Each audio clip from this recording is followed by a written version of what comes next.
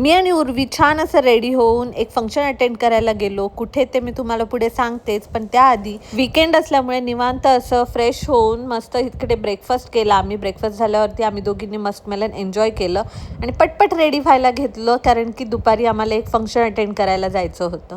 ते फंक्शन होतं बेबी शॉवरचं. त्यासाठी आम्ही दोघी पण छान असं रेडी झालो. सचिनला पण इन्व्हिटेशन होतं, पण ऑफिसमध्ये वर्कलोड असल्यामुळे सचिनला काही सॅटर्डे असून सुद्धा सुट्टी मिळाली नाही. त्याच्यामुळे सचिन ऑफिसला गेले आणि मी आणि उर्वी मस्त कॅब करून इकडे फंक्शन अटेंड करायला गेलो. फंक्शन होतं बेबी शॉवरचं. आमची जी नेबर आहे तिचंच बेबी शॉवर होतं.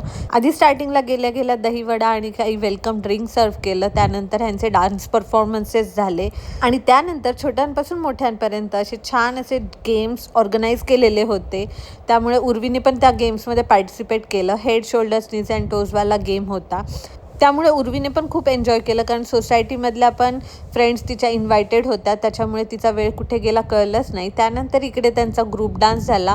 सगळा बेबी शॉवरचा फंक्शन हा खूप वेल प्लॅन्ड होता, त्याच्यामुळे कुठेही बोर झालं नाही. त्यानंतर त्यांचे काही रिच्युअल्स झाले आणि त्यानंतर इकडे गर्ल आणि बॉयचे नेमचे सजेशन्स लिहायचे होते.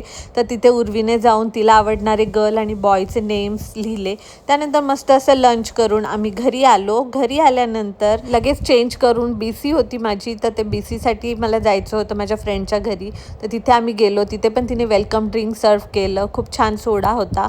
मस्त असं sweet and spicy drink enjoy करून त्यानंतर आम्ही छान इकडे गेम्स खेळले. गेम्स खेळून झाल्यानंतर आम्ही इव्हिनिंग स्नॅक्स एन्जॉय केलं. एवढं सगळं खाऊन झाल्यानंतर काही भूक नव्हती, त्याच्यामुळे लेट नाईट मी एकदम सचिननी बनवलेला वरण भात एन्जॉय केला. असा होता आजचा दिवस. बाय.